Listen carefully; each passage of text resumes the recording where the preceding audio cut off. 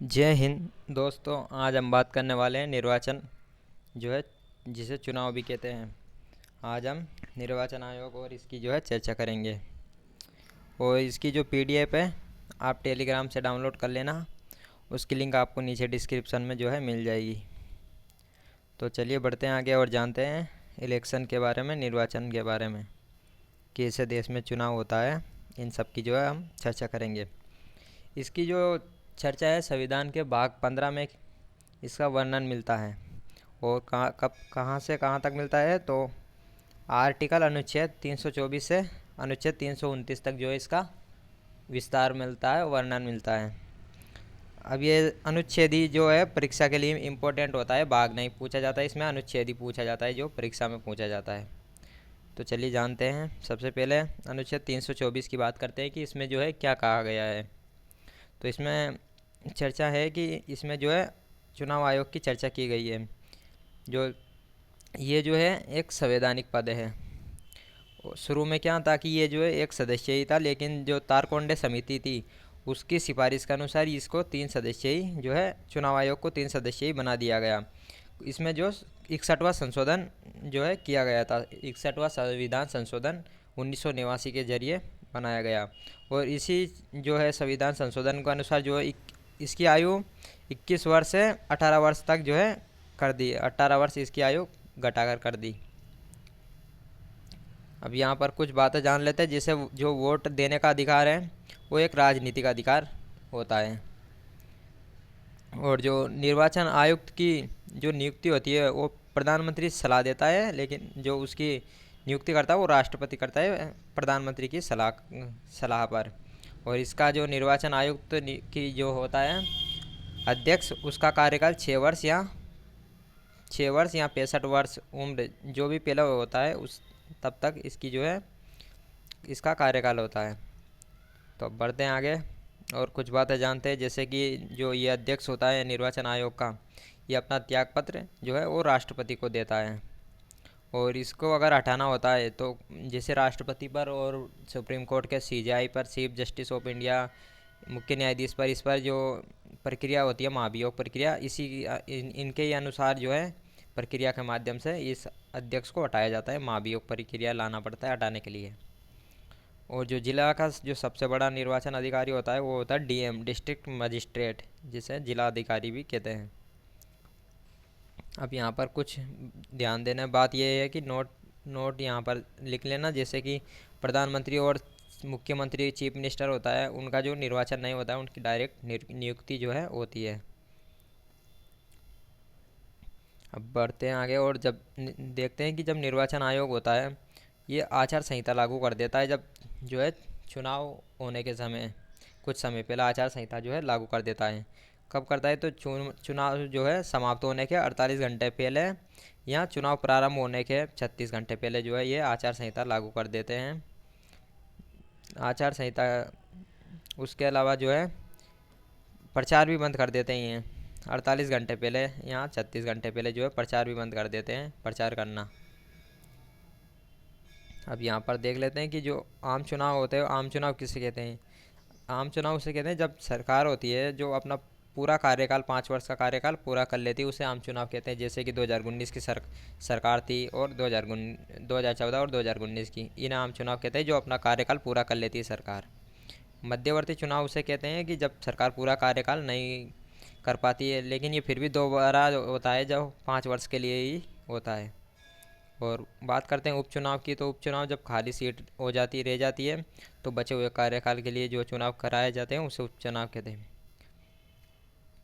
और जो प्रोक्सी मतदान होता है, जैसे कोई विदेश में मान लो कोई नौकरी कर रहा हो कोई अधिकारी, या जो सैन्य अधिकारी होते हैं, वो दूसरे व्यक्ति को बोल देते हैं ये जो है चुनाव के लिए, इसे कहते हैं प्रोक्सी मतदान।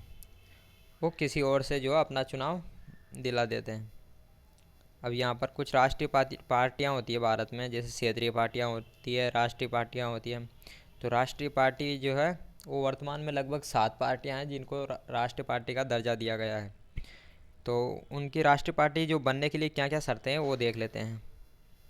जैसे अगर किसी पार्टी को राष्ट्रीय पार्टी का दर्जा पाना है तो वो कम से कम एक ही राज्य में लोकसभा की 11 सीटें उनको लानी होगी, या फिर एक ही राज्य में लोकसभा की लगभग 2% सीटें होगी, लानी ज़रूरी है। और जो तीसरी कंडीशन है, 3 अलग अलग राज्यों में कम से कम 4 सीटें जो लोकसभा की लानी होगी, तब जाकर उसे राष्ट्रीय पार्टी का दर्जा दिया जाएगा। इसके अलावा कुल वोट का अगर 6% भी कोई पार्टी ले आती है तो उसे राष्ट्रीय लोकसभा का 6% भी ले आती है कोई पार्टी वोट, तो उसे जो है राष्ट्रीय पार्टी का दर्जा प्राप्त हो जाता है। अब यहाँ पर जो है दल बदल कानून के बारे में समझ लेते हैं कि ये होता क्या है।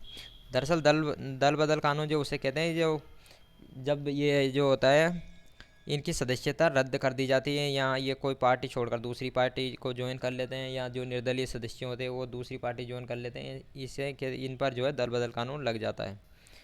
इसे कब लाया गया था? तो 52वां संविधान संशोधन 1985 के जरिए दल बदल कानून को जोड़ा गया था, और उस समय भारत के जो प्रधानमंत्री थे वो राजीव गांधी थे। और जो दल बदल कानून है वो कौन से अनुसूची में जोड़ा गया? तो 10वीं अनुसूची में जोड़ा गया है। 10वीं अनुसूची, इस अनुसूची का मतलब होता है कि अगर ये एक बार जो भी कानून अनुसूची में जुड़ जाता है तो उन पर जो है ये राष्ट्रपति हो गया और जो सुप्रीम कोर्ट है ये हस्तक्षेप नहीं कर सकते उसमें। इसका मतलब होता है अनुसूची जुड़ जाने का मतलब। अब देखते हैं दल बदल, जैसे निर्वाचन आयोग की सिफारिश पर जो है अध्यक्ष और सभापति जो है कोई किसी भी पार्टी के सदस्य की जो सदस्यता रद्द कर सकते हैं दल बदल कानून के आधार पर, अगर उनकी जो है शर्तों के अनुसार काम नहीं कर रहे तो होते। अब देख लेते हैं कि दल बदल कानून जो है कब लगता है। जैसे पार्टी बदल कर दूसरी पार्टी ज्वाइन करने पर, निर्दलीय उम्मीदवार, कोई मान लो कोई निर्दलीय उम्मीदवार लड़ता है और वो जीत जाता है, और जीतने के बाद दूसरी पार्टी अगर ज्वाइन कर लेता है तब भी दल बदल कानून जो है लग जाता है। मान लो जो किसी की कोई पार्टी है और उसके सदस्य उसी पार्टी के जो है दिशा निर्देशों को पालन नहीं कर रहे हैं, या फिर जो है उसके उसी पार्टी के विपरीत जो मतदान कर रहे हैं, तब भी दल बदल कानून लगा दिया जाता। और अगर जो अनुपस्थित रहने पर भी जो है दल बदल कानून लग जाता है। इस तरह इसकी ये शर्तें हैं। और देखते हैं कि दल बदल कानून कब नहीं लगता है, कब मान्य नहीं माना जाता है। जैसे कि मान लो कोई जो पार्टी है वो गठबंधन कर लेती है, जैसे एनडीए और यूपीए का अच्छा उदाहरण है, और सदस्य को पार्टी से ही निकाल दें, जैसे शत्रुघ्न सिन्हा। मान लो कोई पार्टी होती है वो किसी एक सदस्य को, अगर वो पार्टी खुद अपनी मर्जी से निकाल देती है तब भी जो है गठबंधन, ये जो दल बदल कानून नहीं लगता। और अगर पूरे पार्टी के 1/3 सदस्य जो है पार्टी छोड़ दें तब भी जो है दल बदल कानून नहीं लगता।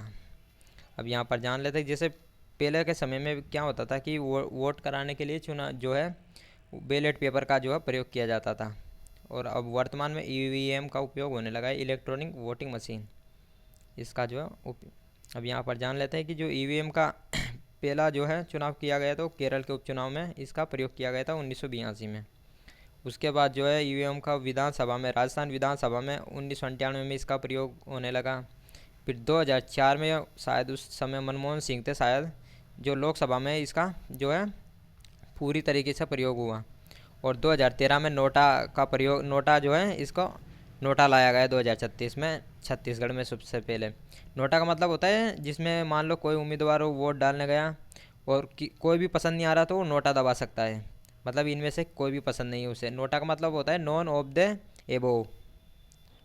और 2017 में जो है वीवीपीएटी का जो है ये लाया गया। वीवीपीएटी का मतलब होता है voter verification paper audit trial, मतलब ये जानकारी देता है कि आपने जो वोट डाला है वो किस किस उम्मीदवार को दिया है, इसकी जो वेरीफाई करने का ये काम होता है वीवीपीएटी का।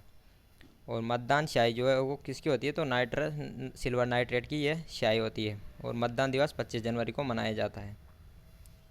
अब जान लेते हैं कि राष्ट्रीय पार्टियों की संख्या जो है वर्तमान में 7 है यहाँ पर। तो कांग्रेस जैसे 1885 में इसकी स्थापना एओ होम ने की थी शायद, और इसका जो चिन्ह है पंजा है। भारतीय कम्युनिस्ट पार्टी, इसकी स्थापना 1925 में की गई थी, और इसका चुनाव चिन्ह जो है वो धान काटता किसान है। अब जान लेते हैं जैसे मार्क्सवादी कम्युनिस्ट पार्टी 1964 स्थापना, और इसकी स्थापना किसने की थी, पीए डांगे ने, और इसका चुनाव चिन्ह जो है वो हथौड़ी है। और चौथी है भारतीय जनता पार्टी बीजेपी, 1980 में इसकी स्थापना अटल बिहारी वाजपेयी ने की थी, और इसका चुनाव चिन्ह जो है वो कमल माना जाता है, कमल है। अगली पार्टी है बहुजन समाज पार्टी। स्थापना इनकी 1984 में हुई थी। काशीराम ने जो है स्थापना इनकी की थी। और चुनाव चिन्ह इनका है हाथी। और जो छठी पार्टी है राष्ट्रीय पार्टी है राष्ट्रवादी कांग्रेस पार्टी। 1992 में इसकी स्थापना हुई थी। शरद पवार ने इनकी जो है स्थापना की थी। और चुनाव चिन्ह इनका है घड़ी, टेबल घड़ी। अंतिम पार्टी है अखिल भारतीय तृणमूल कांग्रेस पार्टी। इनका जो चुनाव चिन्ह है वो जोवेरा घास फूल है। और 2016 में इनको अभी ज़्यादा टाइम नहीं हुआ, मान्यता मिल गई थी 2016 में। स्थापना तो शायद इनकी 1998 के आसपास हो गई थी, लेकिन जो मान्यता प्राप्त हुई इनको 2016 में। तो मिलते हैं अब अगली वीडियो में। और ये जो पीडीएफ है आप टेलीग्राम से डाउनलोड कर लेना। और जितनी भी वीडियोज़ हैं उनकी सबकी पीडीएफ आपको जो है नीचे डिस्क्रिप्शन में उसकी टेलीग्राम की लिंक है, वहाँ से सभी पीडीएफ डाउनलोड कर लेना। तो मिलते हैं अब अगली वीडियो में।